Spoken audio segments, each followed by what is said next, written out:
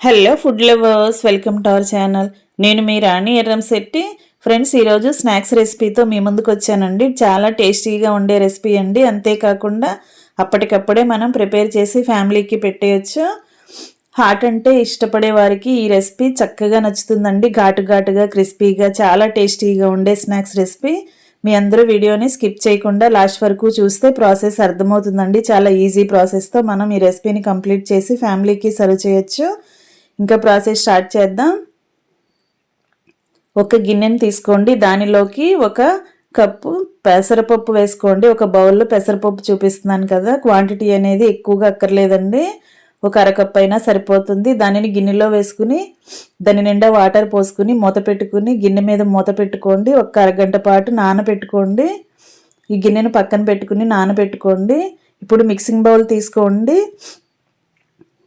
దానిలోకి 2 కప్పులు గోధుమ పిండి చూపిస్తున్నానండి. క్వాంటిటీ అనేది మీ ఇష్టం అండి. నేను 2 కప్పులతో చేసి చూపించబోతున్నాను. కొలుచుకుని పక్కన పెట్టుకున్న తర్వాత అరగంట తర్వాత నానిన పెసరపప్పును తీసుకోండి.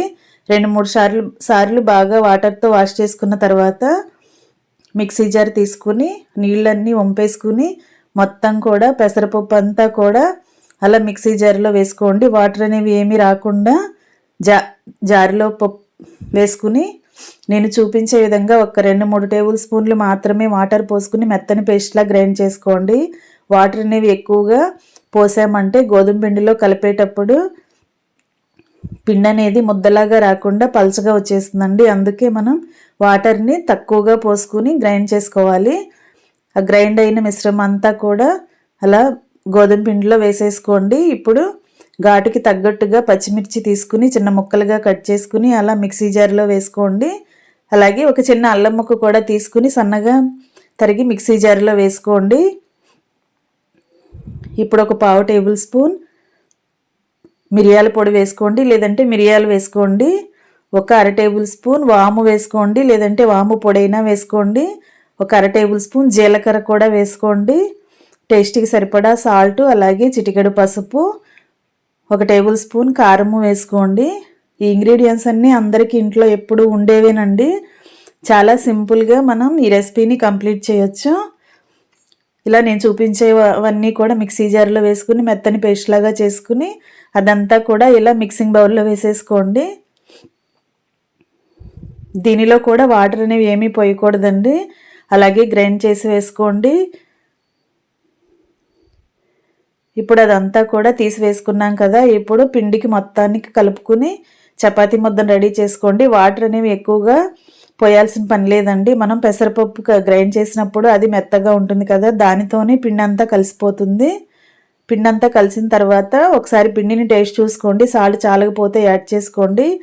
ఇప్పుడు నేను చూపించే విధంగా చపాతీ ముద్దను డివైడ్ చేసుకుని చిన్న చిన్న బాల్స్ లాగా చేసుకుని పక్కన పెట్టుకోండి. ఇప్పుడు ఒక గిన్నెలోకి మైదా పిండిని తీసుకోండి, 2-3 టేబుల్ స్పూన్లు. దానిలో ఆయిల్ వేసుకుని నేను చూపించే విధంగా చిక్కటి పేస్ట్ లాగా రెడీ చేసుకోండి. ఈ చపాతీ ముద్ద అనేది మొత్తం మైదా పిండితో కూడా చేసుకోవచ్చండి, కానీ నేను గోధుమ పిండితో చేయాలని ఇలా చేస్తున్నానండి. మైదా పిండిని ఆయిల్లో కలుపుకుని పెట్టుకున్నాం కదా, ఇప్పుడు ఒక్కొక్క బాల్ని తీసుకుని ఇలా చపాతీలాగా ఒత్తుకుని దానిపైన మనం కలిపి రెడీ చేసి పెట్టుకున్న మైదా పిండి ఆయిల్ పేస్ట్ని ఇలా అప్లై చేసుకోండి. ఈ చపాతీ అనేది ఎంత వీలైతే అంత పల్చగా ఒత్తుకోండి. మందంగా అనేది అసలు ఉండకూడదండి. ఎంత పల్చగా ఉంటే మనకి స్నాక్స్ అనేవి అంత క్రిస్పీగా టేస్టీగా కరకరలాడుతూ వస్తాయి. ఇప్పుడు నేను చూపించే విధంగా మధ్యలోకి ఫోల్డ్ చేసుకుని మరలా ఇలా పొడవుగా చపాతీలాగా ఒత్తుకోండి.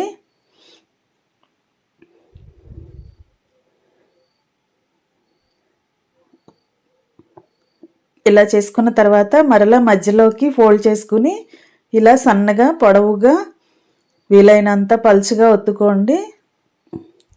ఇలా మడతలు పెట్టిన తర్వాత మరీ ఎక్కువగా ఒత్తామంటే చపాతీ అనేది ఆయిల్ అప్లై చేసాం కదా, అదంతా కూడా పీటకు అంటుకుపోతుందండి. చాలా జాగ్రత్తగా ఒత్తుకోండి. ఇప్పుడు మనకి కావలసిన సైజులో ఇలా పీసెస్గా కట్ చేసుకోండి. నేను ఈ షేప్లో చేస్తున్నాను కదా, మీరు మీకు నచ్చిన షేప్లో కట్ చేసుకుని అవన్నీ కూడా ప్లేట్లోకి సర్ది పెట్టుకోండి.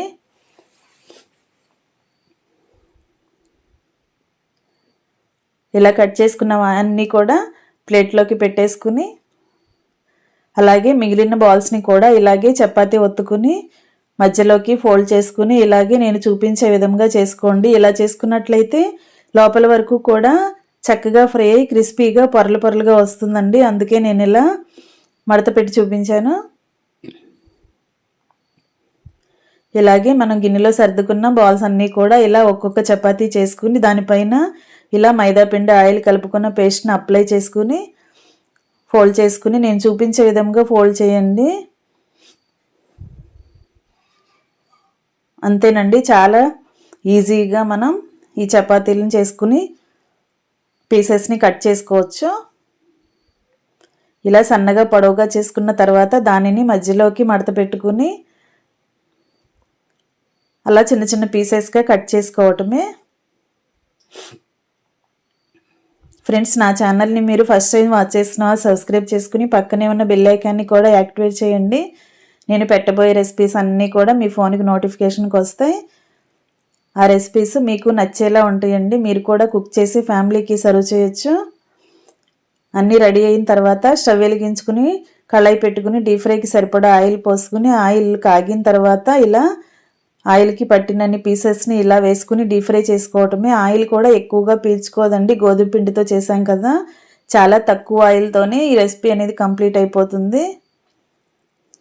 ఇలా ఆయిల్కి పట్టినన్ని వేసుకోండి. ఫ్లేమ్ని మరీ హైలో పెట్టామంటే వేసిన వెంటనే కూడా ఇవన్నీ బ్లాక్గా వచ్చేస్తాయండి. అందుకే మీడియం కన్నా కొంచెం తక్కువగానే ఫ్లేమ్ని పెట్టుకుని స్లో ఫ్లేమ్లో మనం డీప్ ఫ్రై చేసుకున్నామంటే లోపల వరకు కూడా చక్కగా ఫ్రై అయ్యి తింటున్నప్పుడు చాలా క్రిస్పీగా టేస్టీగా ఉంటాయండి. మనం ఈవినింగ్ టైంలో టీ ప్రిపేర్ చేస్తూ ఉంటాం కదా, టీ టైం స్నాక్స్ లాగా వీటిని చేసి అప్పటికప్పుడు పెట్టొచ్చండి.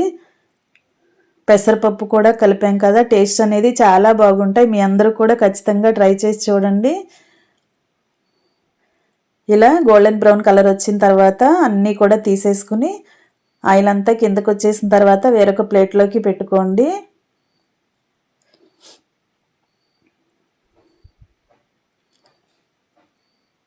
మనం స్లో ఫ్లేమ్లో ఫ్రై చేసుకున్నట్లయితేనే లోపల వరకు క్రిస్పీగా వస్తాయండి. అంతేకాకుండా చపాతీని వీలైనంత మెత్తగా ఒత్తుకుంటేనే లోపల మందంగా లేకుండా మెత్తగా లేకుండా చక్కగా ఈజీగా ఫ్రై అయిపోయి మనం తింటున్నప్పుడు చాలా టేస్టీగా ఉంటాయి.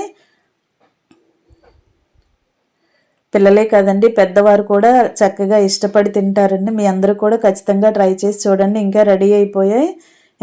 ఎంతో టేస్టీగా ఉండే గోధుమ పిండి పెసరపప్పు స్నాక్స్ అండి. మీ అందరూ కూడా ఖచ్చితంగా ట్రై చేసి చూడండి. అలాగే నా ఛానల్ని ఫస్ట్ టైం వాచ్ చేసిన వారు సబ్స్క్రైబ్ చేసుకోండి. ఇంకా సర్వింగ్ బౌల్లోకి తీసుకుని ఫ్యామిలీకి సర్వ్ చేసుకోవటమే. ఫ్రెండ్స్, వీడియో నచ్చినట్లయితే లైక్ చేయండి.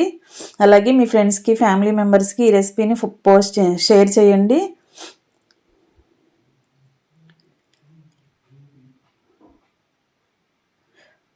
ఇలా చాలా క్రిస్పీగా టేస్టీగా కమ్మగా ఉండే స్నాక్స్ రెసిపీ రెడీ అయిపోయింది. మీ అందరూ కూడా ట్రై చేసి చూడండి. Thanks for watching. నేను మీ రాణి ఎర్రంశెట్టి.